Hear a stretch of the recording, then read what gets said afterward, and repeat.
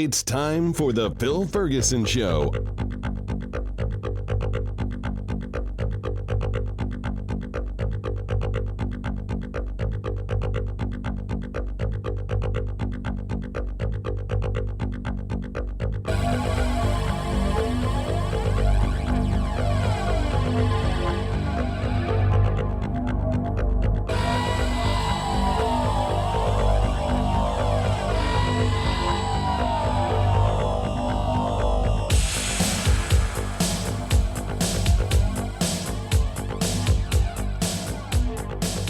Well, hello there.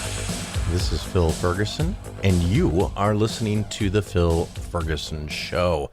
We have a lot of great, fun stuff today.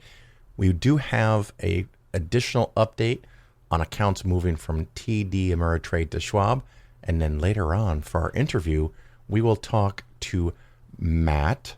Oh, where is it? Matt Hongoltz-Hetling. Matt Hongoltz-Hetling. Oh, I'm sorry, Matt, if I messed that up. His newest book is titled, If It Sounds Like a Quack, A Journey to the Fringes of American Medicine. Quite a joy to read, to be honest. And he is very comical, whimsical, funny. In the story, it is very fun and lighthearted to read, but it's primarily about people that have found the one true cure. Everything from leeches to the injection of bleach. It will kill everything and everything will be better. Also, his previous book is called A Libertarian Walks into a Bear. And that we discuss a little bit in the interview. But I know you're going to like this interview, so that is going to be fun. Some current event things, brand new, just hitting the streets for the kids, is a new application for your phone called Threads. I've jumped on.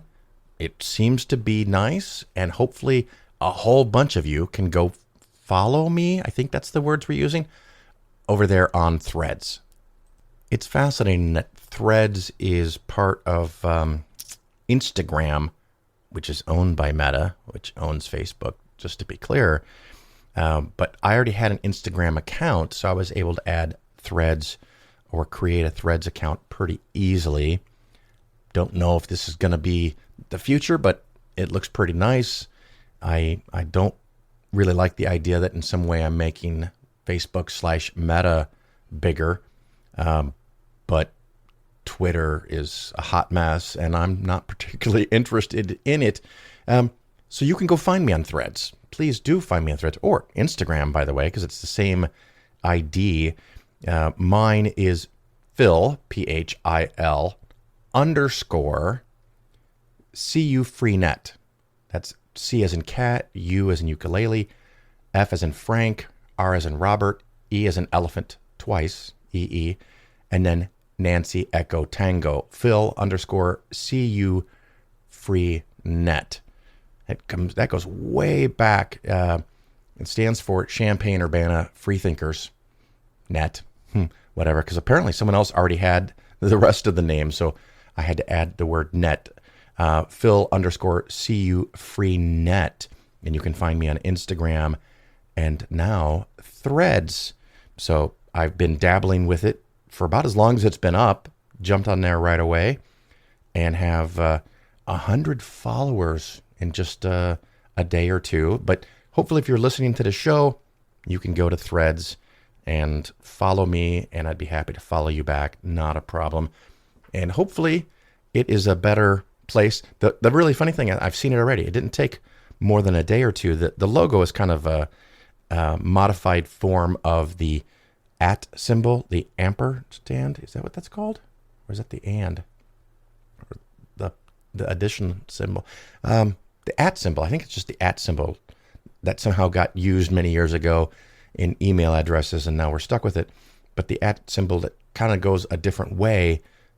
Some Christians have already pulled it apart and made it look like 666, which fucking cracks me up. So if you didn't have reason to go over there, you have reason now, which reminds me, one of the things I was going to say about our author in the book, It Sounds Like a Quack. I've read books on quack medicine, fake medicine, and skepticism before. So I was kind of like, well, do I want to read it or do I not want to read it? And when I was looking at the reviews on Amazon, someone said that the book was fine until it started to mock their religion, and then they deleted it off of their Kindle. And I can just imagine someone clutching their pearls and being so upset that this book said something negative about their religion that not only could they no longer read the book, but they had to delete it from their electronic device. So I was like, I knew at that moment that I had to get a copy, and I'm glad that I did. You'll enjoy it, and you'll enjoy the interview. Some quick politics things. It looks like Trump is going to be the Republican nominee because they can't help themselves. They're too scared to do anything else. It's always fascinating to me. I've seen a few Republicans. Well, you know what? There are a couple exceptions. Liz Cheney is one of them, but there's only been one handful, 4 or 5 people that have had any kind of office that have said anything negative about Trump. They always retire. And after they retire and their career and their cash flow is not at risk, they suddenly become brave. Not impressed, guys. I'm glad that you spoke up finally, fuckers, but it's bad. This guy is a dictator wannabe, and if you thought his first 4 years were bad, put him in office again.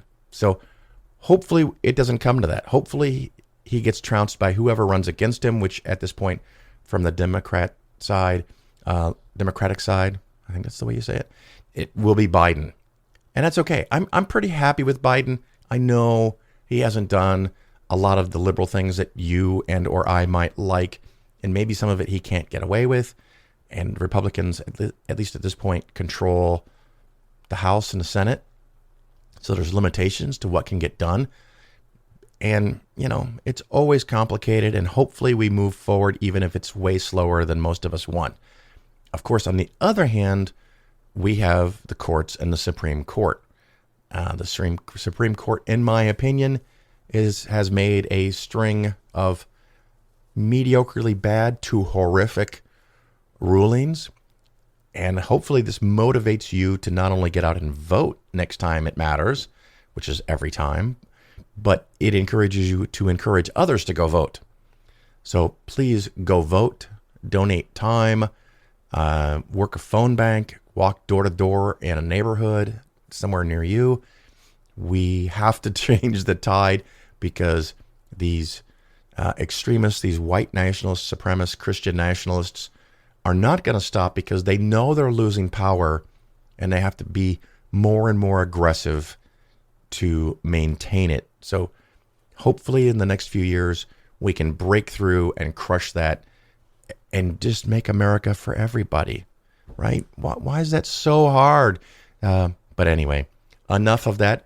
We'll take a quick break, and we'll go into the segment on TD Ameritrade and Schwab, and then we'll talk about the book, If It Sounds Like a Quack. Don't go anywhere.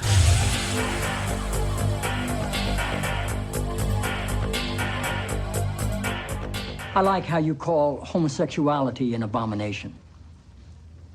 I don't say homosexuality is an abomination, Mr. President. The Bible does. Yes, it does.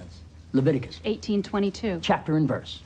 I wanted to ask you a couple of questions while I had you here. I'm interested in selling my youngest daughter into slavery as sanctioned in Exodus 21:7.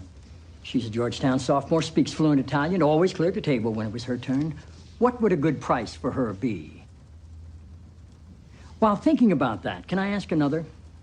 My chief of staff, Leo McGarry, insists on working on the Sabbath. Exodus 35:2 clearly says he should be put to death. Am I morally obligated to kill him myself, or is it okay to call the police? Here's one that's really important, because we've got a lot of sports fans in this town. Touching the skin of a dead pig makes one unclean, Leviticus 11:7. If they promise to wear gloves, can the Washington Redskins still play football? Can Notre Dame? Can West Point? Does the whole town really have to be together to stone my brother John for planting different crops side by side? Can I burn my mother in a small family gathering for wearing garments made from 2 different threads? Think about those questions, would you? One last thing. While you may be mistaking this for your monthly meeting of the ignorant, tight-ass club. In this building, when the president stands, nobody sits.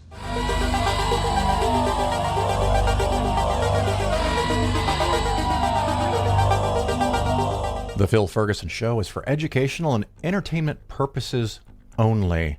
Nothing said on the show should be interpreted as personalized investment advice. Investments should be based on your personal situation, and you, of course, should consult with your financial advisor or tax professional before taking any actions. All right, time for another little update on information from Schwab/TD Ameritrade or TD Ameritrade accounts moving to Schwab. This has already happened for some people who have accounts that don't use an advisor, but now it's time, or it's almost time, for accounts that have an advisor. So anyone that is a client of Polaris Financial Planning, unless you already have accounts at Schwab, and anyone that might have an advisor somewhere else, and that's perfectly fine, and you're using TD Ameritrade as your custodian. So here is some of the updated information. On or around August 1st, you are going to get a packet, they call it, in the mail. It's going to have a letter and an insert. I don't think it's going to be too particularly big, but you'll have to look for that. Keep in mind that they are going to send one of these to each and every account. So if you're in a household and you have 4, 5, 6, 7 accounts, you are going to get that many of these packets. You're going to want to open it up and go over it. It's not wickedly complicated, but it's your money and it has to do with where it's going to be. So you should set aside a couple of minutes to go over it. As we've discussed before, my understanding is that throughout June and July and August, Schwab has cloned all of the accounts at TD Ameritrade, and this comes back to being important in a minute, but they are testing the systems. So that's pretty cool, I think. So kudos for them for trying to make sure they find all the mistakes before you and I know about them, because I don't want to see mistakes. I just want it to be smooth and happy transition. But anyway, in this packet that you're going to get on or after August 1st, they are going to encourage you to log in to probably TD Ameritrade the way you log in currently to see your accounts. And they are going to ask you to choose information about your login ID and password. Basically, you have a login and ID at TD Ameritrade because you just logged on. Do you want to use the same information at Schwab? Yes or no? It's probably just going to be a pop-up box, and it's going to have 2 choices. I don't care. I have no preference. Whatever makes you the happiest. You can use the same ID and password. You can create a new ID and password.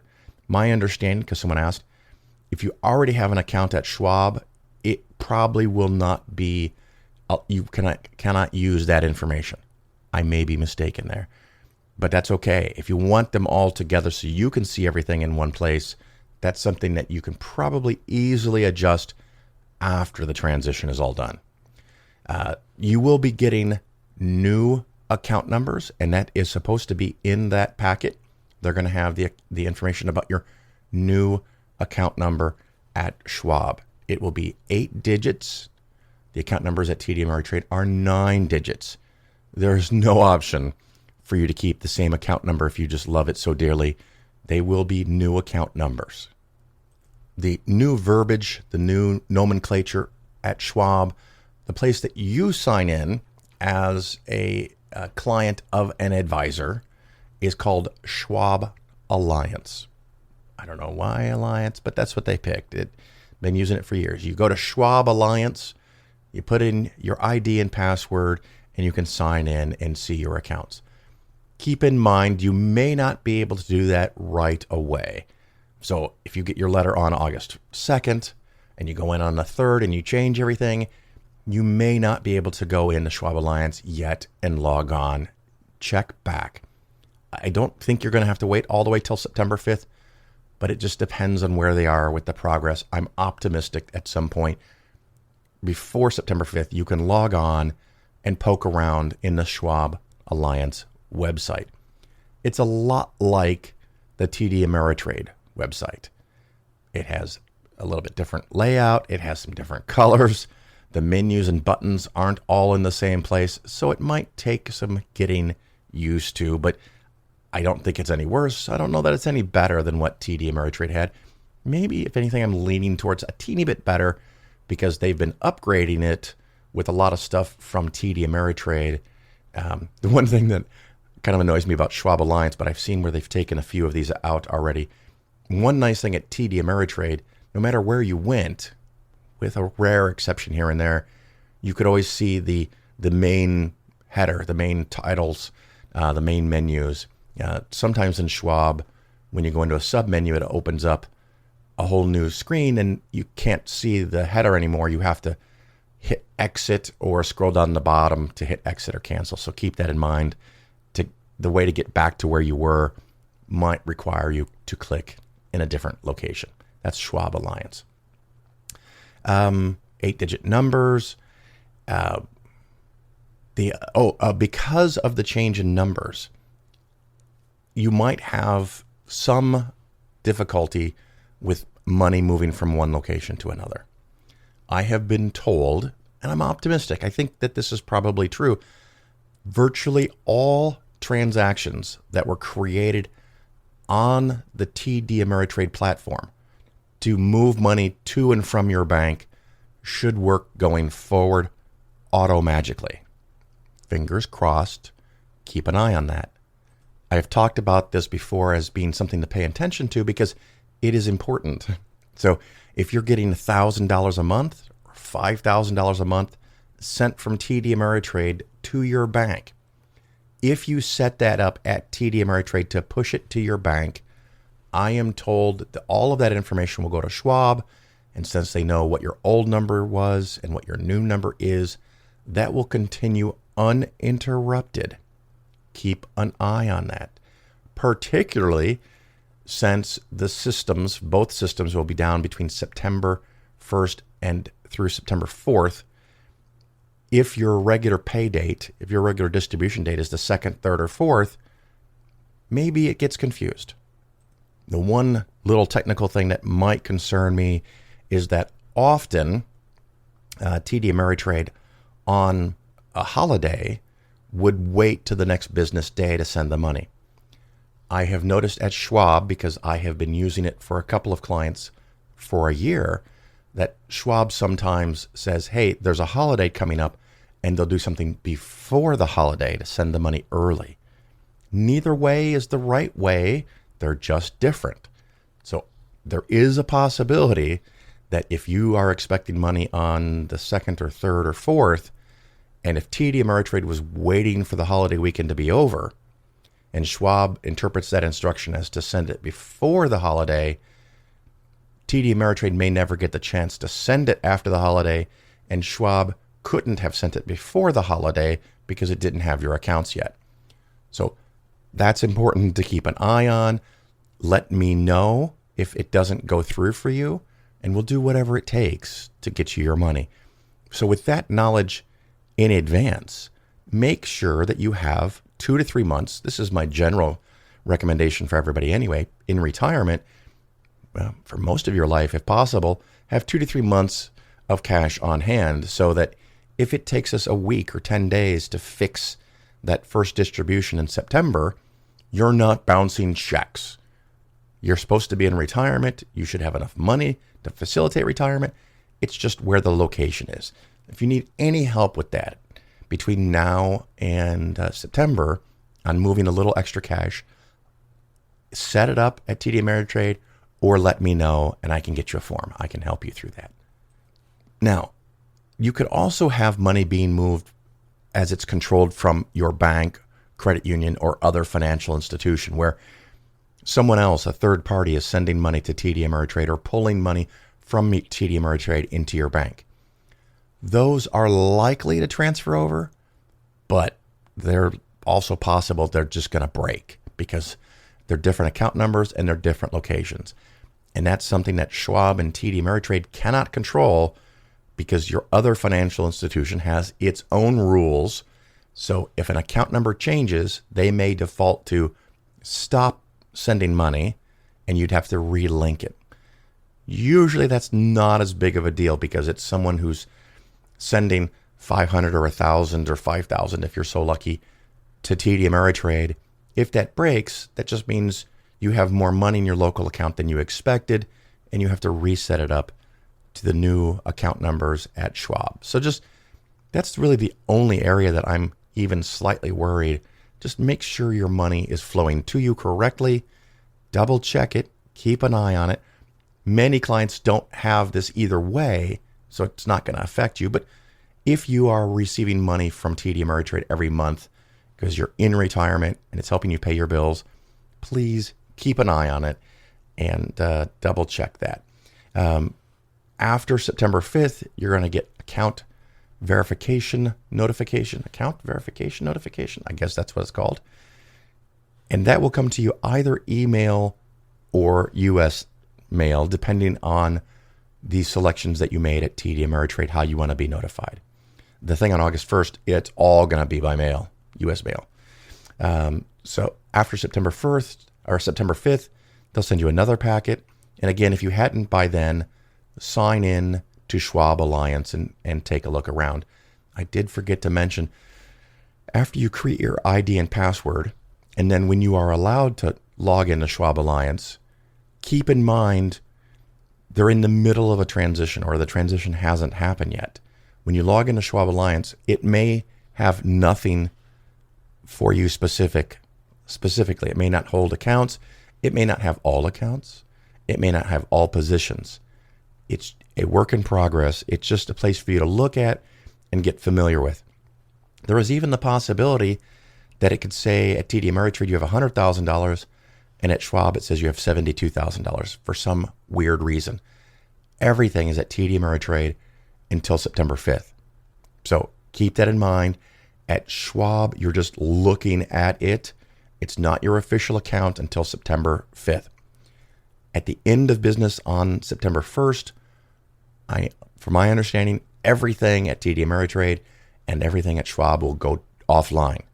And they will use that long holiday weekend to make sure everything's moved over.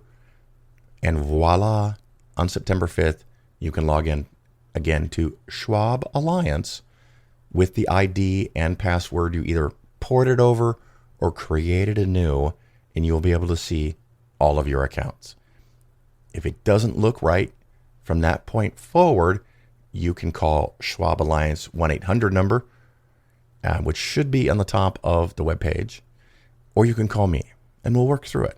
We'll make sure it gets fixed. So just keep your eyes open, pay attention, and that ends this fun little segment about how accounts are going to move from TD Ameritrade to Schwab.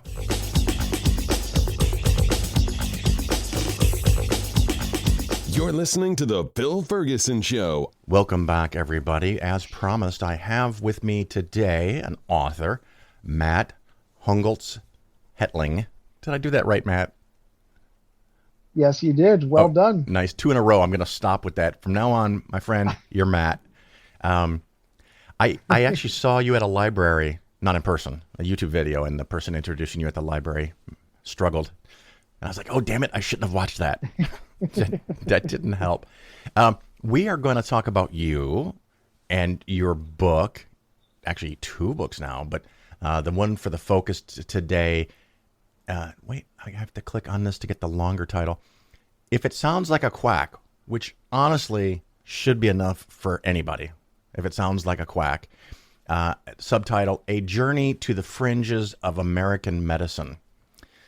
So I saw that and I was like, oh, I've covered quacks and weird things before that have gone into the medical field a little bit. I looked at this book and I'm like, the title alone, and I don't know, did I tell you what was the thing that threw me over the top that I knew I had to buy it? No, I don't think you mentioned it. I looked at reviews because I'm like, well, sounds good. So there was one star review, and I'm going to read this.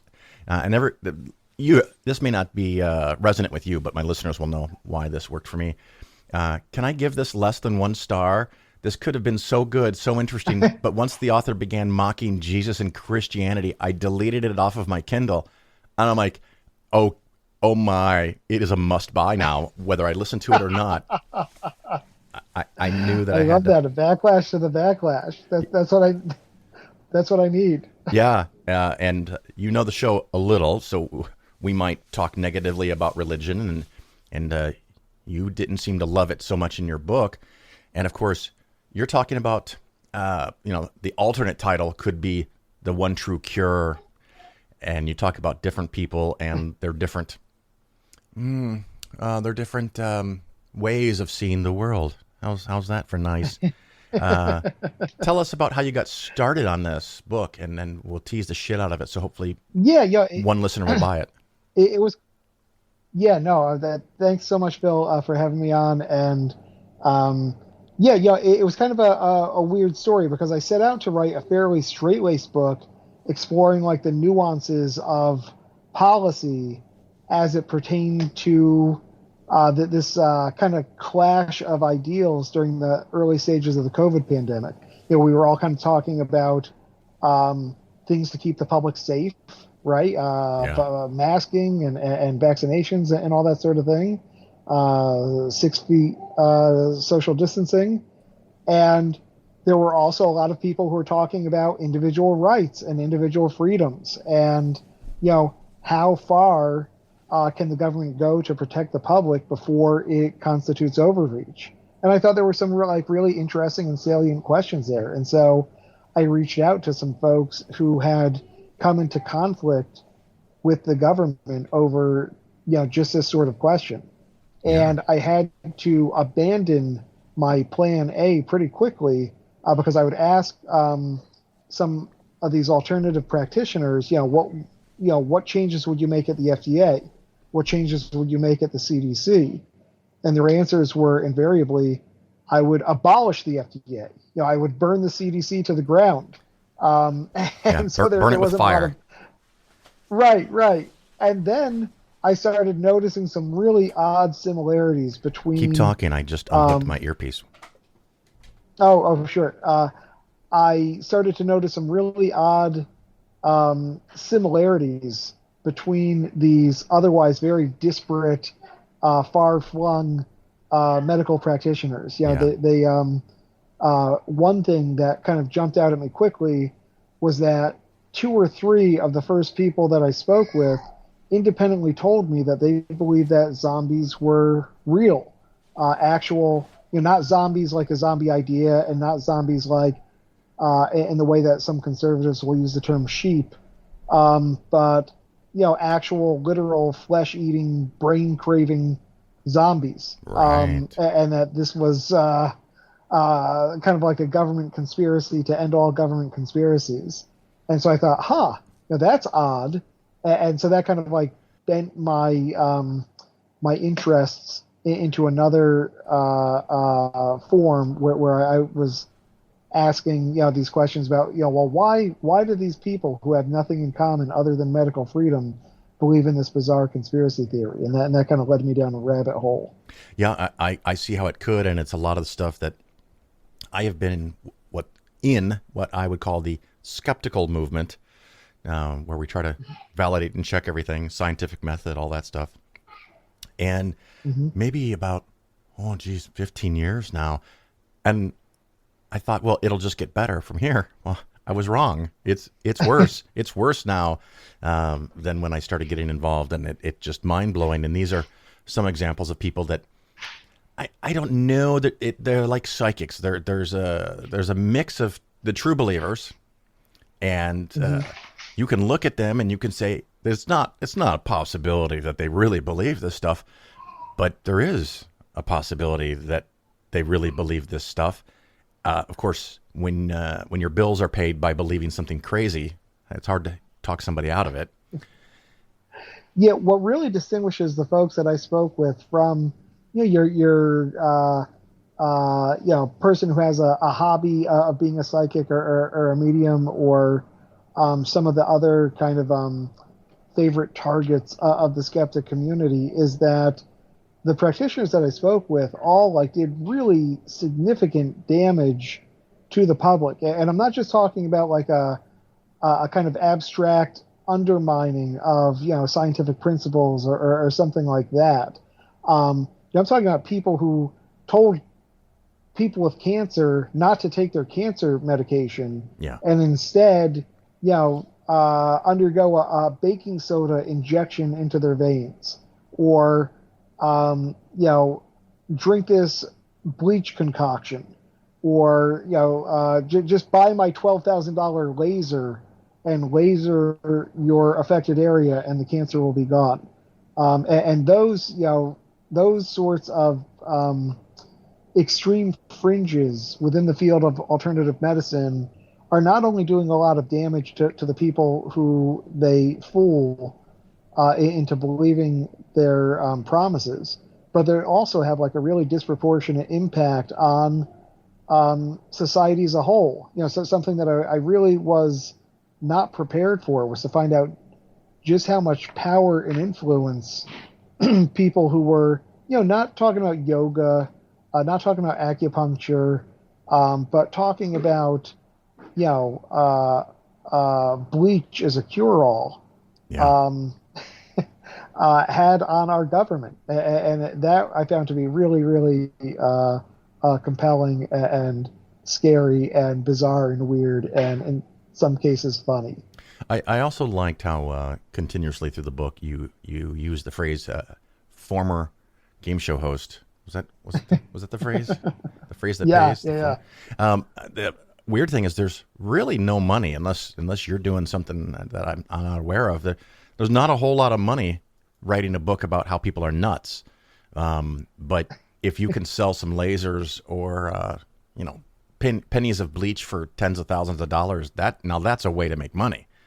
And the problem is, of course, the people who are looking for evidence, looking for the scientific method, looking for some kind of technical support to what they're doing aren't getting paid to do it. And the people who are saying crazy things are getting financially rewarded. Does that seem accurate to you?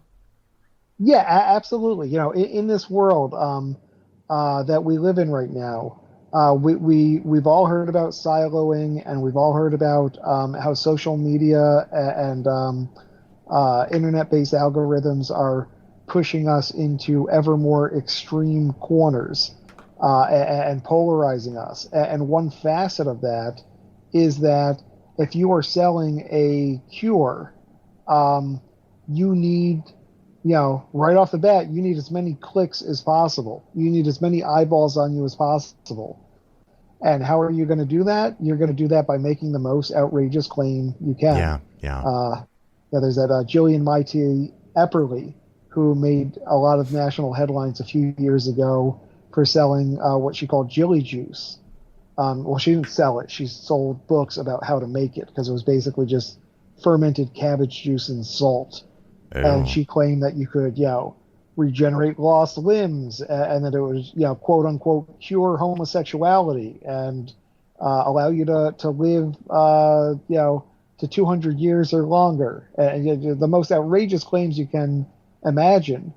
But I think, we all expect the more outrageous claims to fall first, and the less outrageous claims to then be kind of like pruned away later. Like, these should be the low-hanging fruits for a science-minded person, or a science-minded society. But somehow they just seem to kind of like vault over that mushy middle and get a bigger followings among people who just don't have a lot of respect for the institution of science. So I know you talked about lasers, you talked about bleach, what is it, hydroxychloroquine, COVID, all kinds of fun stuff. And of course you drifted a little bit into one of my favorite areas of faith healing. And as you started getting into the story, I think because of what I do, I was like, I think I know where this ends up. And it did. And I think this was pre-show, which is never recorded and saved, by the way. The listeners know it's just kind of a joke. In pre-show, I mentioned your this review on Amazon. That was pre-show, right? I'm losing my mind today. I think I heard it. The reviewer, and it was also, the review itself was burned into my memory because I also got a chuckle out of it. Yeah. Do you have it in front of you? Yeah, I do. I do. Let's cite it again. I saw the book, and like I said, I told you, the title, if it sounds like a quack, I was like, well, I'm in, right? I have to buy this. I might listen to it, or will listen to it, and I might have you on. When, of course, here you are. And I was looking at the reviews, and there's a single 1-star review, and I'm like, oh, I want to see what this says. And it says, can I give less than 1 star? This could have been so good, so interesting, but once the author began mocking Jesus and Christianity, I deleted it off of my Kindle. And I was like, oh, well, I'm in. I now must spend the $10, $12, $13, whatever it was. But I was like, oh, because you were mocking Jesus and Christianity. And of course, they deleted it from their Kindle. Like, oh, and they had to tell me that they deleted it. It's not just that they don't recommend it, but they had to delete the, the essence of it from their electronic device. But that just struck me as so awesome. And I'm glad they purified their tablet or whatever. Yeah. I had to put it in holy water. I wish I knew who said it so many years ago. Said the problem with books is that you don't know what's in it until you read it. I wish I'd thought of that. That's very clever. But you talk about this family that they're in it to win it, right? I mean, they believe in the Holy Spirit. They believe in that God and Jesus is going to come help them and cure them of anything and everything. And then they have a daughter that gets sick, and they just keep doing what faith healing families do. And they prayed more and more and more and more and more. And even at the very beginning of the story, because I'm either diabetic or pre-diabetic, I'm listening to the symptoms and I'm like, it's a sugar thing, man. And this little girl should get to a hospital pronto and they can fix her up in minutes. There's wonderful, wonderful, effective medicines and treatments for this. What do you think? What did you think about that story? Any thoughts that you want to help us with? Yeah. In the book, I have a lot of fun in general, right? Like there's a lot of opportunity to make fun of bad people, and I really try to take the reader rather, on a more or less fun ride through some of these very bizarre and important topics. But the one place where there was no humor whatsoever is when you're talking about the death of a child, right? Yeah. And I said this, I can't remember who I said it to recently, but it's not the saddest story necessarily that I've ever heard, but it's the saddest story that I've ever had to pay such close attention to over a sustained period of time. Yeah. And it was so terrible, not only because the little girl died senselessly, but because the family, the parents who were part of this kind of fringe Pentecostal interpretive reading of the Bible that led them to believe that, it's actually, kind of makes sense within the context, right? Well, if God can heal, then isn't allowing anyone else to heal basically not having faith in God? There's a sort of brilliance to that stupidity. And they were not negligent parents. It was a very close-knit family. When their little girl fell ill, they went into overdrive, frantically praying over her and calling other people to pray over her because they believed in this misbegotten notion of the more people who pray, the more magnified the prayer is. Yeah. And they're up pacing and praying and doing circles and putting out calls and emails for help and telling everyone, please pray for our little girl, and giving updates on her condition. And everyone that they talked to deferred to them and said, either we believe that she can be healed by faith, or even if we don't, we're not going to intercede to help this little girl. Except for there was one relative, she had just married into the family, a 21-year-old woman from California, who heard about the condition of her new family member, distant relative, and called the authorities and got police presence out there, and they arrived about 3 minutes after she drew her last breath. Yeah. And that was 3 minutes too many. And a shot of insulin could have saved her. But because the family was so wrongheaded about this, she died. And some people had the nerve after the fact to say, she died because their faith wasn't strong enough, right? Isn't that always the answer of the charlatan? There's it's these self-spreading ideas. One might call them memes. They spread because they survive. The idea survives, as bad as it might be, because if someone says, well, I'm not really sure if I should get medical help or just stick to prayer, well, that doesn't really spread. That doesn't survive the stress test, because you go to an actual doctor and you get better and you go, okay, well, no, that took care of that. But if it has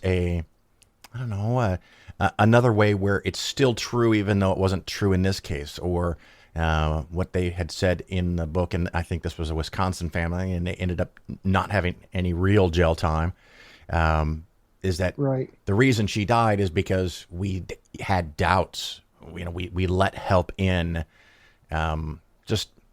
Heartbreaking from beginning to end. And you brought in the former game show host that talked about injecting bleach and light. I love that. We're going to inject light into the blood vessels, what the fuck ever that means. Is there anything in particular we haven't discussed that you want to mention about one of the stories in the book? I will say that the idea of that led the former president, who I call the game show host, to talk about bleach. The idea of bleaching the inside of the body as a way to disinfect the body of coronavirus. I think a lot of people knew that was ridiculous, but what readers don't know is kind of like the backstory of how that idea got out there and got into the White House. And it is a stunning, shocking failure of the system to allow that idea to flourish and then to penetrate into the highest levels of government. And I don't want to give everything away about what that story is, but I will say that, I guess it started in a galaxy far, far away, right? Yeah. The originator of that idea had some very odd ideas that seem more at home in a sci-fi Star Trek mythology than they do in reality. It's fascinating how we get to these wacky ideas. And your other book, I just want to mention that real briefly. Let me see if I got this handed. A Libertarian Walks into a Bear. Subtitle: The Utopian Plot to Liberate an American Town and Some Bears. I have not read it, although I forgot to mention, listeners, your sense of humor in this book was cracking me up, dude. Well done. Bravo. Thank you, sir. Sometimes very dry, but genuinely funny. I don't often read a book like this, or I had someone read it to me because I'm bougie. I call it an audiobook.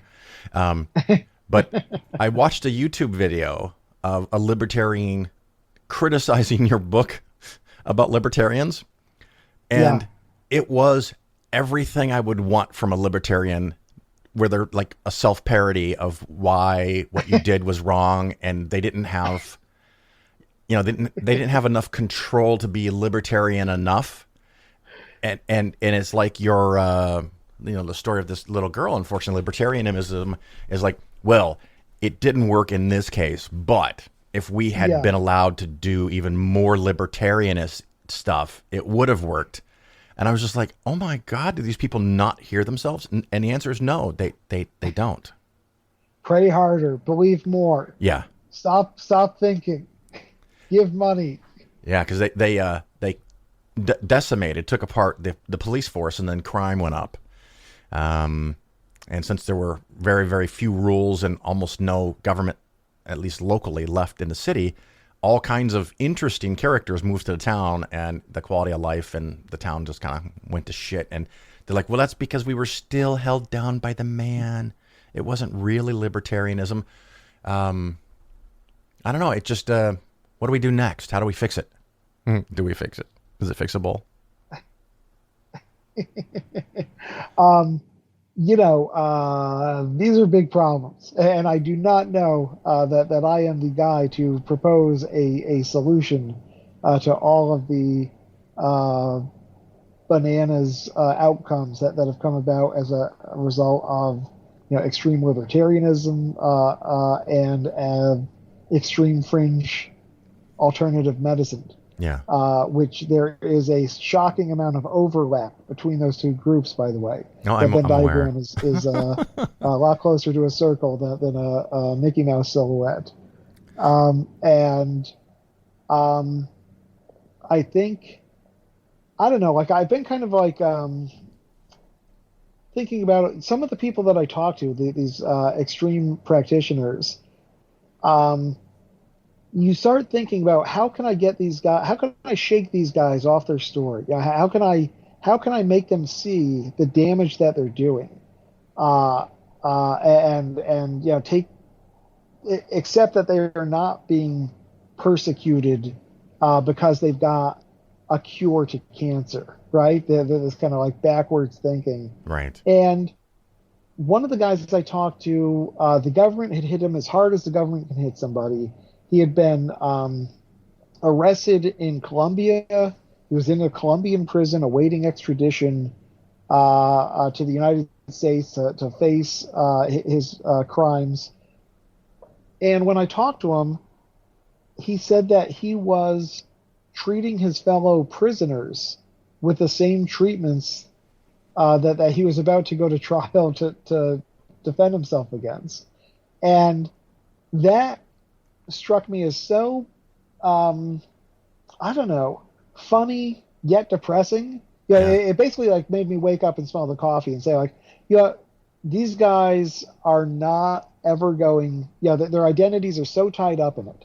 They have such a self mythology, self ego in concocting these stories about themselves and what they can do for the world, that the real solution is a much more long-term solution. It's a slow solution. It's an upstream solution where we are catching people before they become radicalized. By the time they become radicalized, it's too late. You cannot reach them with logic. The human brain has sealed itself off at that point from counter-arguments of any sort. And we need to have an education system that goes for some nonpartisan critical thinking sort of information evaluation type classes, like how can I tell if a source is a reliable source? How can I evaluate a statement that's made to me that might seem perfectly reasonable on its face? And those are the sorts of things that I think we need to look at. And I think we need to really start playing a much longer game. You can't put out the fire of COVID misinformation because it just changes too quick. Yeah. Like they can turn on a dime. It doesn't cost anything to spew garbage out of your mouth. And you can do a different flavor of garbage every day of the week. It doesn't matter. So you need to go back to the source and educate the public at a time when you can catch them, but before their misinformation gets out of hand. So, in short, we're fucked because, you're younger than me, and I don't know if that we have the power to turn this ship within the rest of my lifetime. I mean, maybe for you and maybe for my kids. But we're now removing books from schools that have all kinds of information in them. And a funny case in Utah, I don't know if you heard this, where someone complained about the profanity and the pornography in the Bible, and the Bible got removed.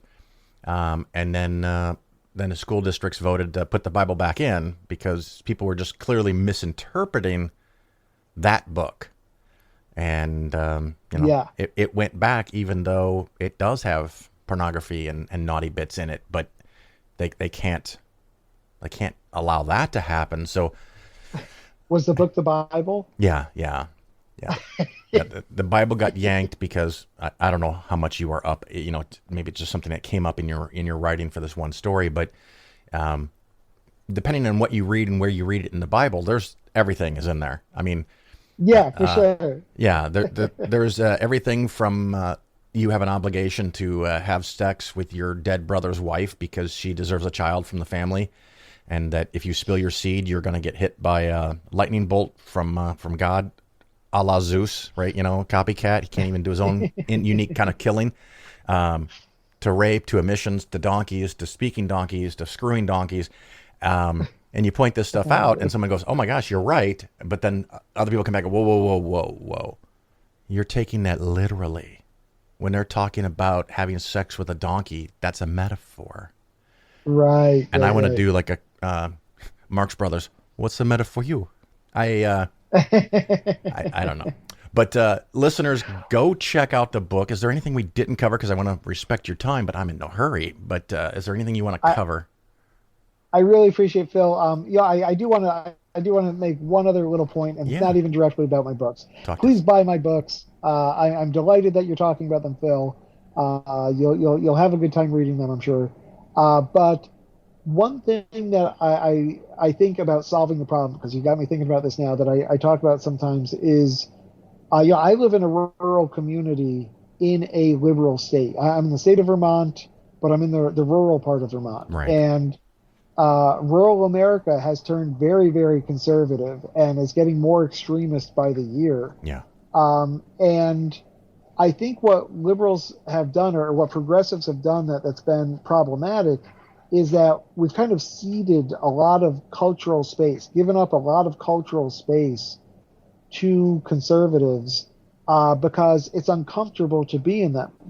And progressives are, circling their wagons and just going into their silos, their cultural silos, and conservatives the same thing. So I think progressives need to, be out there in the hunting, fishing clubs. They need to be at the NASCAR rally. They need to have a booth on a local level, and that identifies them as progressives or Democrats or liberals or whatever it is, Greens. And they need to just be a human. Like they're not there to get into fights. They're just there so that when the deep red partisans are talking about liberals, that there is a face there that they have to confront, where they cannot say they're literal flesh-eating zombies, but they can say, they've got a different idea about how America can work, So I basically just think, we need to continue having those conversations, because it's tempting to withdraw from the other side, having contact with the other side, because we think they're so wrong. But when you do that, you're just pushing them into the arms of extremism. I love it. And I think that's a very clear and possibly optimistic thought. And that sounds like a great place to wrap up. Once again, everybody, my guest today is Matt Hongoltz-Hetling. Still hopefully 3 in a row. Current book, brand new, just weeks ago. If It Sounds Like a Quack. And then, of course, the older book from a couple of years ago, A Libertarian Walks Into a Bear, at all fine booksellers. And, of course, where is your website? Because I know you have one. What is it?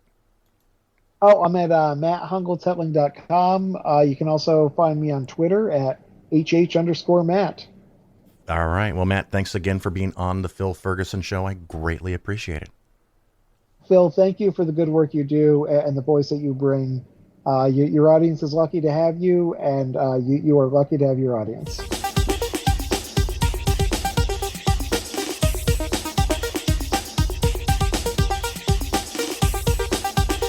You're listening to The Phil Ferguson Show. I'm sorry, but I don't want to be an emperor. That's not my business. I don't want to rule or conquer anyone. I should like to help everyone if possible. Jew, Gentile, black man, white. We all want to help one another. Human beings are like that. We want to live by each other's happiness, not by each other's misery. We don't want to hate and despise one another. In this world, there's room for everyone, and the good earth is rich and can provide for everyone. The way of life can be free and beautiful, but we have lost the way. Greed has poisoned men's souls, has barricaded the world with hate, has goose-stepped us into misery and bloodshed. We have developed speed, but we have shut ourselves in. Machinery that gives abundance has left us in want. Our knowledge has made us cynical, our cleverness hard and unkind. We think too much and feel too little. More than machinery, we need humanity. More than cleverness, we need kindness and gentleness. Without these qualities, life will be violent, and all will be lost. The aeroplane and the radio have brought us closer together. The very nature of these inventions cries out for the goodness in men, cries out for universal brotherhood, for the unity of us all. Even now, my voice is reaching millions throughout the world, millions of despairing men, women, and little children, victims of a system that makes men torture and imprison innocent people. To those who can hear me, I say, do not despair. The misery that is now upon us is but the passing of greed, the bitterness of men who fear the way of human progress. The hate of men will pass, and dictators die, and the power they took from the people will return to the people. And so long as men die, liberty will never perish. Soldiers, don't give yourselves to brutes, men who despise you, enslave you, who regiment your lives, tell you what to do, what to think, and what to feel, who drill you, diet you, treat you like cattle, use you as cannon fodder. Don't give yourselves to these unnatural men with machine minds and machine hearts. You are not machines, you are not cattle, you are men. You have the love of humanity in your hearts. You don't hate, only the unloved hate, the unloved and the unnatural. Soldiers, don't fight for slavery, fight for liberty. In the 17th chapter of St. Luke it is written, the kingdom of God is within man, not one man nor a group of men, but in all men, in you. You, the people, have the power to create machines, the power to create happiness. You, the people, have the power to make this life free and beautiful, to make this life a wonderful adventure. Then in the name of democracy, let us use that power. Let us all unite. Let us fight for a new world, a decent world, that will give men a chance to work, that will give youth a future and old age a security. By the promise of these things, brutes have risen to power, but they lie. They do not fulfill that promise. They never will. Dictators free themselves, but they enslave the people. Now let us fight to fulfill that promise. Let us fight to free the world, to do away with national barriers, to do away with greed, with hate and intolerance. Let us fight for a world of reason, a world where science and progress will lead to all men's happiness. Soldiers, in the name of democracy, let us all unite!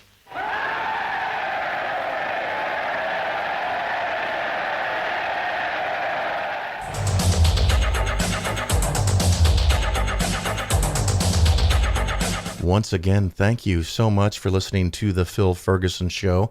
I am delighted that you have come to hang with everybody. Of course, if you like the show, you can leave a 5-star review somewhere, or honestly, share the show with your friends. Maybe they can learn something about investing.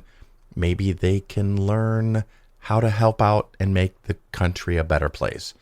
Keep in mind that Republicans are going to do what they're going to do. I'm not a charity, so I can say whatever the fuck I want. Many of them are downright criminals, power hungry, and the organization currently apparently breeds that. And so the people that think that way, behave that way, that lie that way, get elected. So you need to do whatever you can. Within the law, of course. Don't read anything into that. But you need to vote. You need to take other people out to vote. You need to go knocking door to door. You need to make phone calls. Whatever it is that you have the power to do, please do so and help out and make sure you and people around you that you care for go out and vote. I did mention the Supreme Court earlier. That's unfortunate, but hopefully, right, fingers crossed, we can get past some of this stuff and make everything better. So if you have a book that you would like me to interview the author of, let me know. If you have an investing topic that you'd like me to talk about, let me know. The email is phil@polarisfinancialplanning.com. I'd be happy to consider your topic and maybe put it in a show segment. Save me a little bit of time. Also keep in mind, just one more time, I am now on Threads, the new social application Threads, and my handle, is that what they call it? My name, my contact is Phil, PHIL, _CU freenet @yahoo.com. So please follow me there. I'll post some fun and lighthearted stuff, and then some anti-religious stuff as well from time to time, of course, because that's what I do. Thank you so much for being here, and I do hope to see you out there on the road sometime soon. Until then, ciao.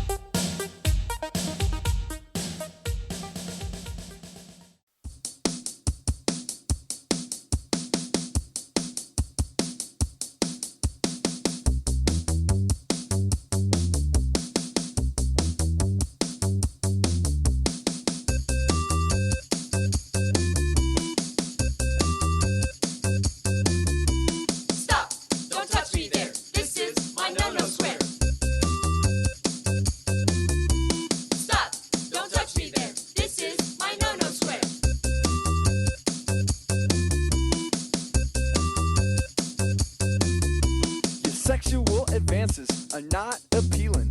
In fact, I'm starting to get the uh-oh feeling. And my mama said my special parts are just for me. So why in the world are you trying to creep? Stop! Don't touch me there. This is my no-no square. Stop! Don't touch me there. This is my no-no square.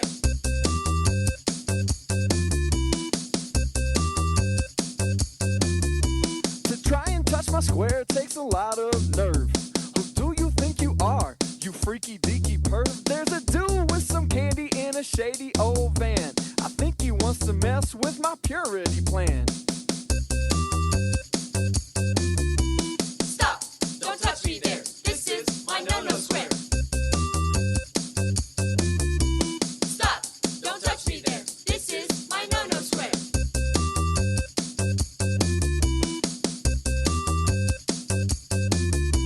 My square's not a circle or a period or dot. It's just my one little very old spot. So keep your grubby little dirty little hands off me while I want to respect my privacy. I just want to be left all alone, so step off me and go back home. I'll tell you again if you're not aware that this is my own no-no square. Stop!